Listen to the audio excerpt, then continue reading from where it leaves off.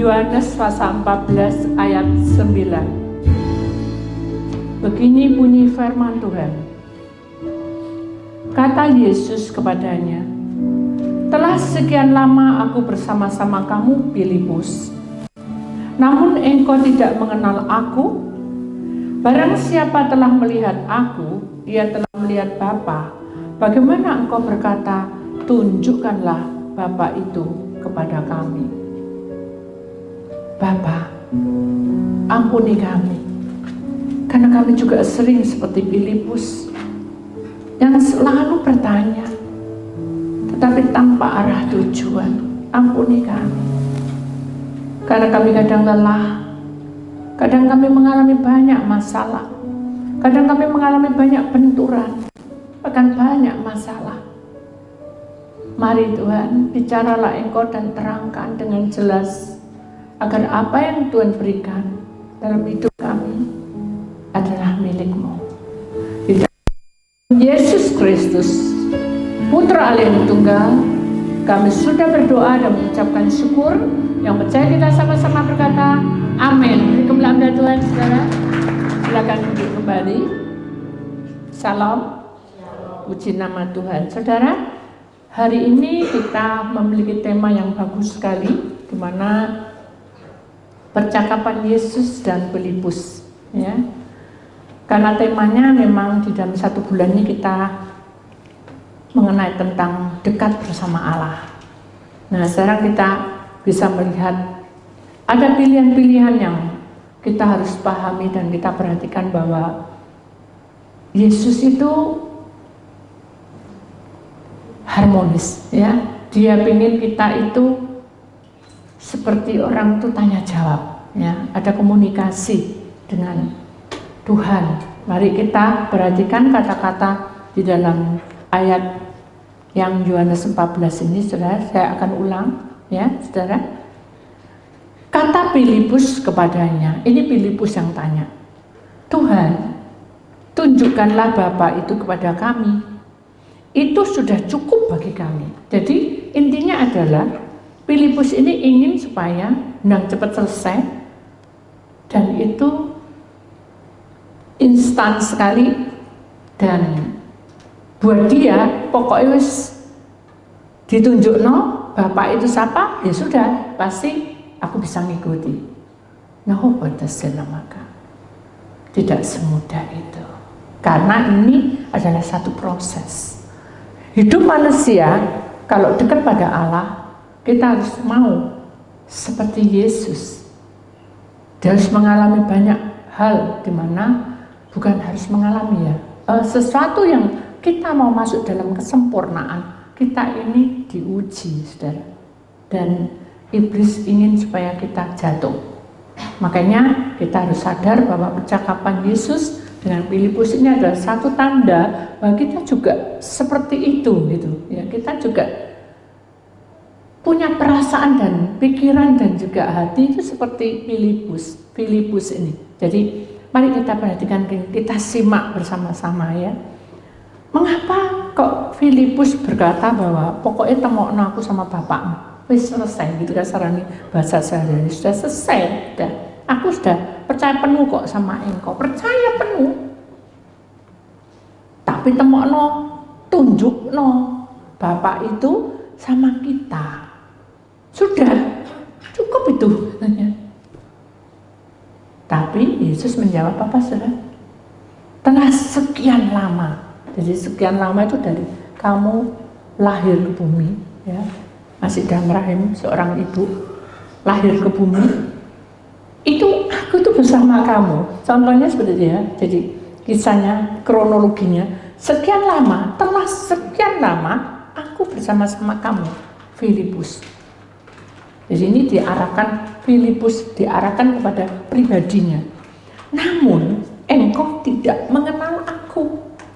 Nah, ini ada satu pertanyaan buat kita, saudara, bahwa malam ini sepandainya kamu punya kerja, atau sepandainya kamu punya kuliah, dan sepandainya kamu itu melakukan yang kamu dibilang power, ya saudara, ya, kita punya power, saudara. Kita harus sadar bahwa segala sesuatu itu kalau tidak bersama dengan Tuhan, maka kita akan menjadi Filipus. Dan kita akan menyadari bahwa kita tidak akan bisa mengenal Allah lebih dekat. Kenapa? Ya karena kita lakukan sendiri. Apa-apa sendiri. Loh, buktinya dulu aku masih kayak gini dulu. Aku kok doa seminggu 1 kali ke gereja, enggak apa-apa, baik-baik.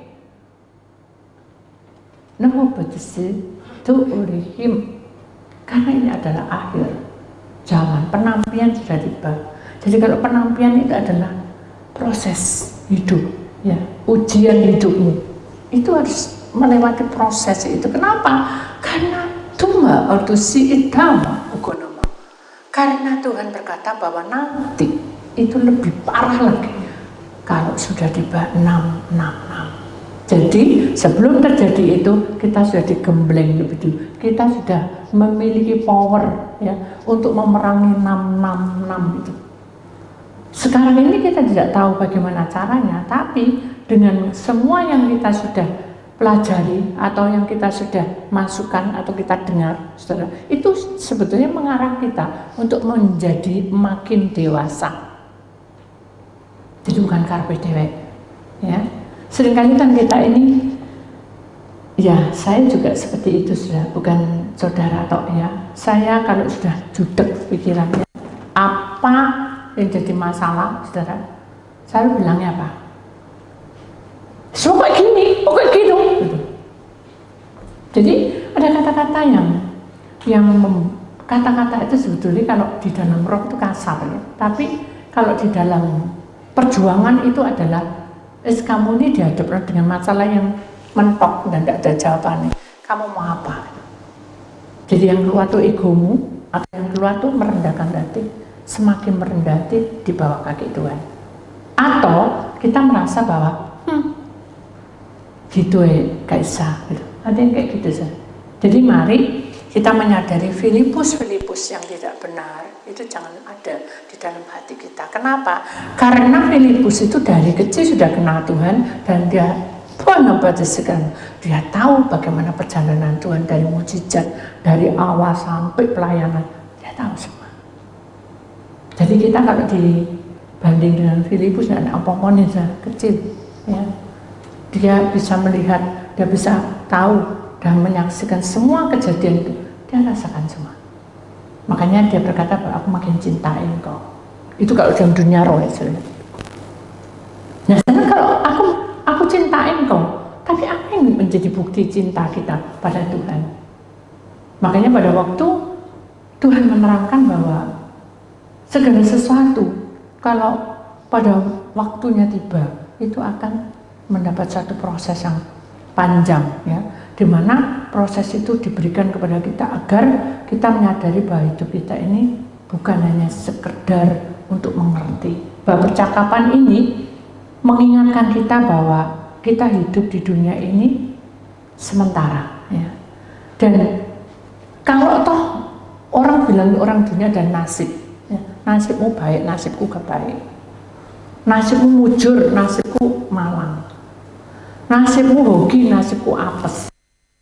Kata-kata itu sudah terjadi dan itu sudah ada. Kita tidak asing lagi dengan kata-kata itu. Jadi kita menyadari bahwa Filipus yang membuat kita jatuh itu harus dihindari, ya. Kalau enggak, maka kita akan menjadi makin rapuh, ya. Jujur aja, saya akan memberi kesaksian. 3 hari yang lalu saya sesak, ya. Saya tahu bahwa apa yang saya lakukan dan apa yang saya berikan, apa yang saya perbuat menurut saya sudah baik dan saya sudah ngati-ngati, ya. Tapi dalam segala sesuatu itu kadang ada benturan-benturan, dan benturan itu mungkin kalau gosip itu saya masih bertahan, tapi kalau orang-orang yang kita cintai, ya, orang-orang yang dekat dengan kita, itu kayak membuat luka. Pernah nggak saya mengalami itu? Halo? Pernah? Pernah kan? Sakitnya kayak apa? Susah, semua kemana-mana. Rasanya edaran dari berhenti itu. Tapi pada saat saya mempertahankan seperti Filipus. Saya bilang sama Tuhan kasarannya ya, terus aku percaya mbak kamu Tuhan, kasarannya gitu ya. Aku pasti bisa melewatinya. Pokoknya yang penting Tuhan selesaikan masalah ini. Modelnya kayak gitu. Temukan aku sama Bapak, saya beres, sama kayak gitu. Tunjuk ya. Aku pasti bisa, bukan tunjuk berkati, tunjuk aku mampu, aku pasti bisa mampu. Itu logika saya yang main. Tapi tidak seperti itu, sudah. Rendahkan hatimu. Kau udah nangis di hadapan Tuhan. Itu yang Tuhan mau. Tapi lakukan. Saya hanya bingung dengan, aduh kenapa kok sesak ya? Kenapa kok sesak ya? Udah saya logika. Terus kita pakai segala cara untuk kesembuhan. Sarannya gitu ya. Tetap sesek. Tengah malam, ya, tadi malam, Tuhan bilang, itu loh, selambungnya dulu buka dikit. Iya, saya tahu. Tak tutup itu kan. Gak usah, tunggu sih, aku mau bicara. Oh ya, tak tunggu. Nggak lihat, tapi tunggu, tak tunggu. Kayak Filipus toh, menunggu supaya Tuhan bicara, supaya Tuhan bergerak. Tuhan nggak seperti itu loh, saudara. Tuhan mau kita merendahkan hati. Dan saya tidak lakukan itu. Sebetulnya kan harusnya kita menyembah, memuji, menyenangkan hati itu. Saya tidak lakukan itu. Saya hanya menunggu, diam, percaya. Tuhan bicara percaya, tapi saya menunggu. Kayaknya benar, tapi itu salah. Akhirnya saya menunggu lama sampai ngantuk-ngantuk. Akhirnya saya bilang, Tuhan, apa yang terjadi? Ada sesuatu kan? Atau ada yang perlu saya harus bicara? Kan gitu. Akhirnya saya berdiri, saya mau tutup. Ketika kelambu itu saya mau tutup, suara Tuhan baru bicara. Pasti malaikat ya, bukan Tuhan ya. Kirim malaikat turun ke tempatnya Tesokmu itu ya. Bu Titik dia, Titik bilangin itu, tak bilang tidak beri tutup, itu dasarnya gitu ya. Tapi kan Tuhan tidak marah. Begitu tak tutup, berat saudara. Oh ya kok berat ya, tak lepas. Saya duduk, sesak lagi dada saya. Aduh, kenapa ya Pak? Saya kumat apa saya mau dipanggil Tuhan? Saya bilang gitu. Saya pikiran, aduh mungkin ini saya dipanggil Tuhan ya. Apa jantungnya saya? Jadi pikiran enggak. Nah itu Filipus. Ada ketika kita melanggar, iblis masuk, mendoktrin kita. Yes, kamu tidak mungkin. Padahal suara yang lain bilang, loh kamu masih punya tugas di Yerusalem. Tapi sini saya tidak kuat ya. Akhirnya saya bilang gini, Tuhan aku pasrah. Jadi aku pasrah, tak serah. Cuma segenama. Kamu jangan terlambat aku. Berdoa, serah. Ya Tuhan, berdoa saya. Tuhan beri saya kesembuhan, beri saya sesak-sesak, tidak sakit lagi. Amin. Saya tetap ampek, tambah ampek. Akhirnya saya minum juga tetap ampek. Biasanya minum tuh bisa loh, ini tidak bisa. Akhirnya saya gini, ya sudahlah, apa yang terjadi, saya harus apa ya, saya pegang HP saya. Takutnya nanti suatu saat orang berguduk, saya harus bilang apa gitu, pesan ke anak saya. Itu pikiran saya. Jadi saya pegang HP itu sambil sesek. Tapi Tuhan tetap bilang, cuma kamu itu banyak sekali yang harus kamu selesaikan, tapi kamu tidak ngerti ya kayak ini. Telah sekian lama aku itu bersama-sama dengan kamu, tapi kamu tidak ngerti kehadiran aku. Saya nangis, Tuhan ampuni saya kalau saya melanggar gitu. Akhirnya cuma nama. Aku tahu, karena pikiranmu tidak terpusat padaku, karena pikiranmu terpusat dengan hal-hal yang tidak berguna. Apa yang harus kamu lakukan? Harus saya sadar. Saya jatuh, saudara. Sesek dulu bisa jatuh ke bawah dan berlutut dan berdoa. Tuhan, ampuni saya. Saya menitikkan air mata. Saya tahu bahwa segala sesuatu itu milik Tuhan hidup saya. Tapi saya tidak pengen Tuhan segala sesuatu itu mendadak dan terjadi sesuatu yang tidak saya suka. Tuhan berkata, sudah sekian lama kamu sesuatu dengan aku. Kok kamu tidak ngerti-ngerti? Kasarnya kan gitu. Apa kamu kayak Filipus? Terus tak baca ya Filipus. Saya merasa malu sekali. Benar. Saya salah Tuhan. Ampuni saya. Saya nyanyi, menyembah. Belajar merendah hati itu tidak mudah, saudara. Kenapa? Karena otak kita, pikiran kita, kemampuan kita, ego kita, ambisi kita, tenaga kita, itu yang melawan semua itu. Hati-hati. Jangan terus. Bukaan rendah hati, anggapan kita tidak punya apa-apa, anggapan kita tidak bisa apa-apa. Itu lebih bagus daripada saudara menilai yang tidak baik. Akhirnya saya jatuh tersungkur, saya hanya menyembah. Terlintas sosok roh yang sering saya doakan. Kalahnya anakku, mateng itu Tuhan. Jangan sampai kalah Tuhan, saya nangis. Dia berjuang mati-matian. Rendahkan hati. Terlintas lagi sosok roh. Dia bilang apa? Jangan kamu lupa, manusia tidak taat. Jadi kamu siap untuk berpisah. Saya nangis, saya takut. Kata-kata pisah tuh ada yang takut. Saya bilang Tuhan ampuni. Beri waktu Tuhan. Dan berkata apa? Nebidama, sudah sekian lama aku bersama kamu. Kamu tidak ngerti-ngerti. Terlintas lagi. Jadi malam itu saya kelihatan wajah-wajah saudara satu persatu. Dan saya tidak ngerti mengapa Tuhan tunjukin hal seperti itu. Dan pergumulanmu tumates rendahkan hati. Sekarang ini belajarlah seperti itu. Tumates sehat, tumata auke Filipus. Karena dia tahu, Allah ngerti, Tuhan tahu bahwa semua perjalanan ini yang kamu ambil itu apanya? Dunia atau Tuhan? Milih. Kalau kamu milih dunia, berarti kesibukan kamu ke dunia tok, dan kamu membesarkan kerajaan di dunia. Tapi kalau kamu milih Tuhan, tidak ada pikiran apapun. Buka, berkat, buka. Gitu. Dan saya juga mengerti, itu hal itu tidak mudah. Saya bergumul, saudara. Dan saya puasa sampai 3 hari betul-betul, itu yang lalu. Tuhan tidak jawab. Dan saya bersyukur. Sekarang ini saya bergumul lagi. Tapi justru Tuhan tunjukin wajah-wajah kalian. Satu persatu. Nah apa nama? Sudah sekian lama aku bersama kamu, Filipus. Apa yang kamu lakukan? Akhirnya saya sadar, saya doa, mungkin berapa jam saya juga tidak tahu. Kemudian begitu saya melihat ada suara yang apa ya sudah, mungkin ranting gitu ya, yang di depan itu patah, kletek gitu.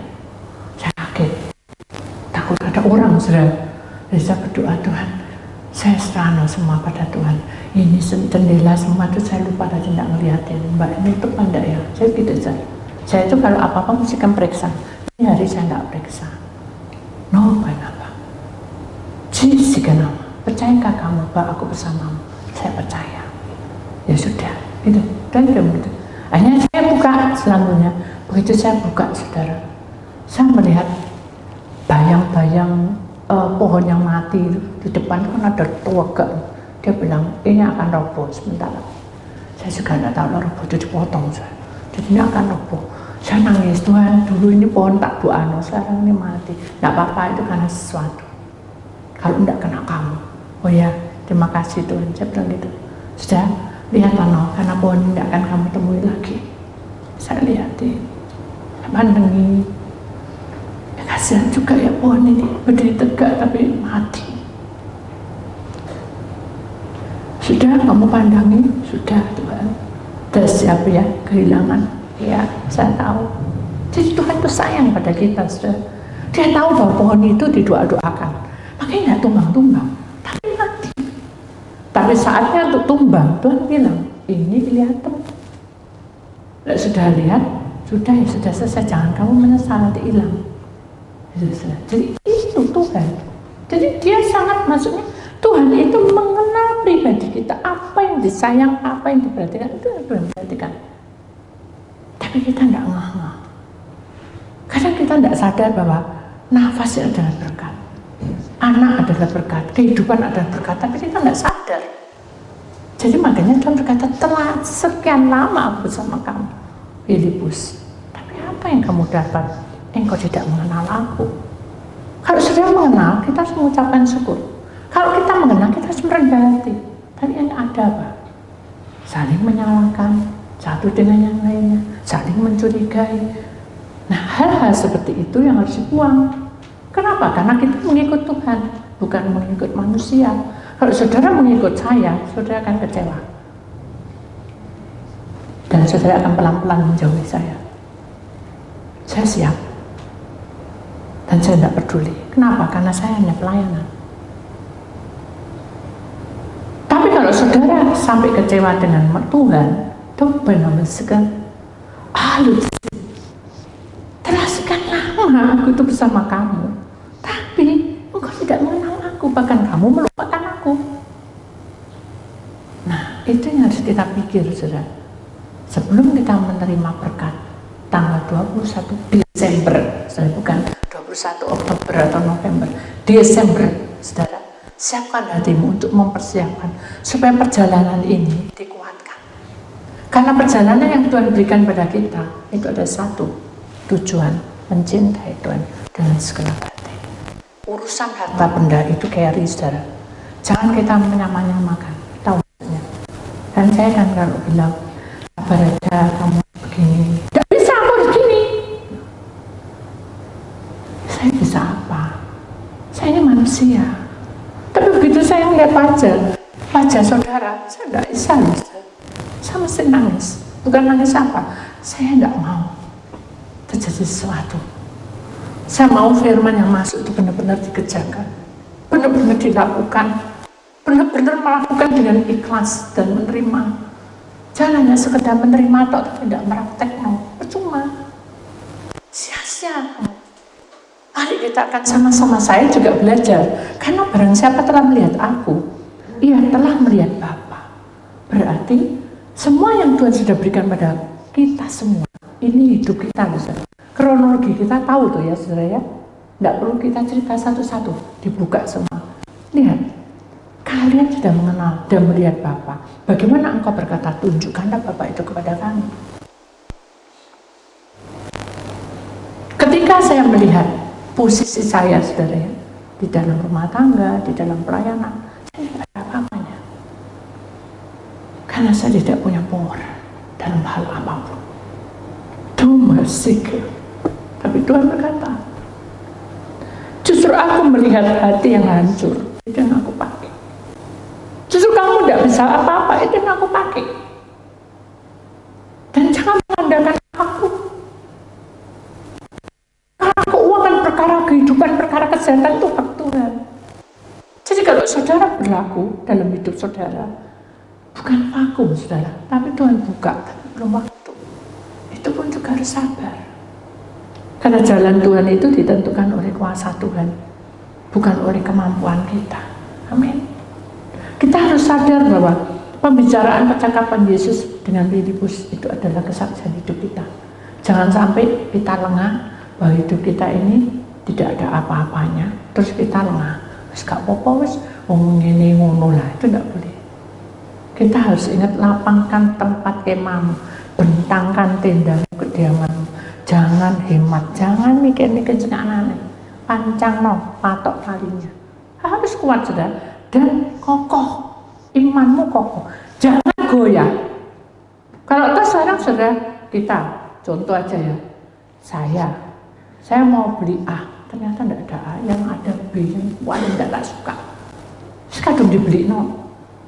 Mau dibanting, mau dikata-katain, tidak boleh. Oh, berarti belum waktunya saya makan. Ya sudah, taruh situ, terlanjur. Intinya gitu. Jadi Dalam kehidupan kita tidak bisa menghitung-hitung tentang berkat Tuhan. Tapi kalau kita ingat, hitung-hitung berkat Tuhan diingat, itu boleh. Tapi tidak kita menuntut, tidak bisa. Nah, betul. Sebab Engkaulah yang mengembang, Dia akan mengembangkan kita ke kanan dan ke kiri. Keturunan kita beroleh bangsa-bangsa yang besar. Amin. Mendiami kota-kota sunyi adalah humadese. Dalam keadaan padang gurun yang sunyi, Tuhan sanggup memberkati. Maka itu siapkanlah di dirimu. Jangan takut saudara, karena perjuangan yang kita punya itu bukan dengan darah dan daging. Tuhan. Saudara, berjuang itu bukan karena musuh kita itu manusia, tapi musuh kita siapa? Setan. Jadi kita harus sadar bahwa hidup kita bukan lagi milik kita, tapi Tuhan bersama dengan kita. Kita imani saudara bahwa perjalanan kita adalah miliknya. Tuhan pasti membuka jalan. Itulah firman Tuhan, saudara. Mari kita satukan iman kita bersama-sama, ya, dengan satu pujian, di mana pujian ini mengangkat kita, saudara, supaya kita kuat menghadapinya. Kita masuk dalam satu pujian dan syukurku kubawa padamu. Syukur.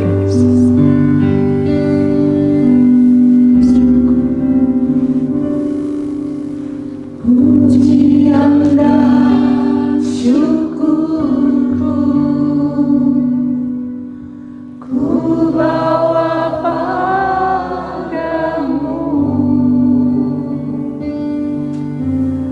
dengan rendah hati. Ku persembahkan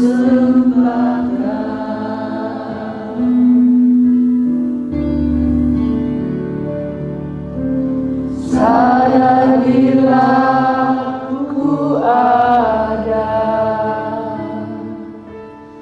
hanya karena anugerah, bukan karena kekuatanku. Sekali lagi pujian dan syukurku. Pujian dan syukurku ku bawa padamu dengan rendah hati.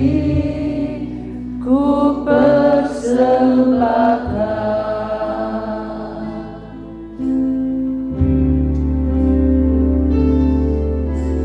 sadar bila ku ada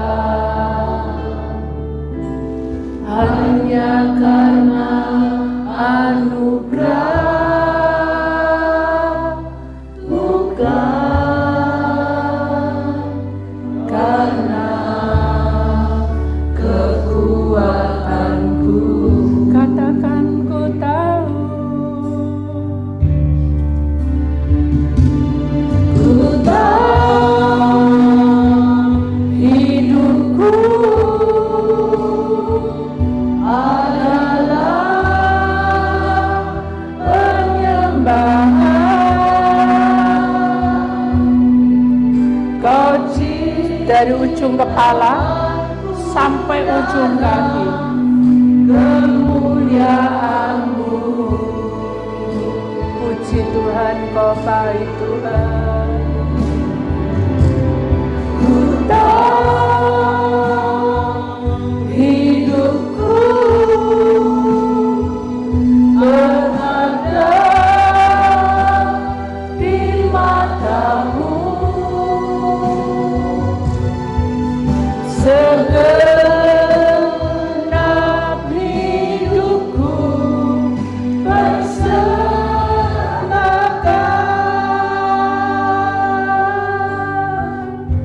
Haleluya. Inilah tubuh roh jiwa kami Tuhan. Kami percaya Roh-Mu ada di tengah-tengah kami.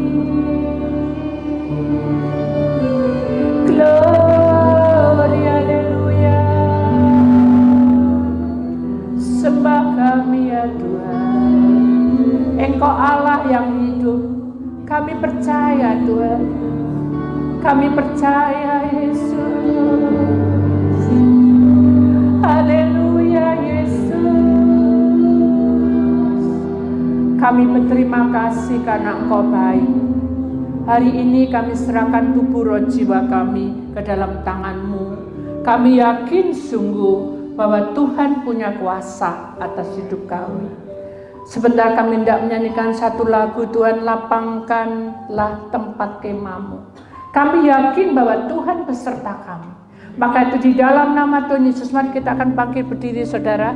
Angkat tanganmu dan katakan, Tuhan ini aku. Aku siap pancangkan, lentangkan tendaku dalam hidupku. Di dalam nama Tuhan Yesus, terimalah ini. Ladang hidupmu diberkati, ladang rumah tanggamu diberkati, ladang kesehatanmu diberkati, ladang pekerjaanmu diberkati, ladang rumah tanggamu diberkati, ladang pelayananmu diberkatinya. Di dalam nama Tuhan Yesus, maka kami siap untuk memuji dan memuliakan Engkau dengan pujian lapangkan tempat tendamu. Amin.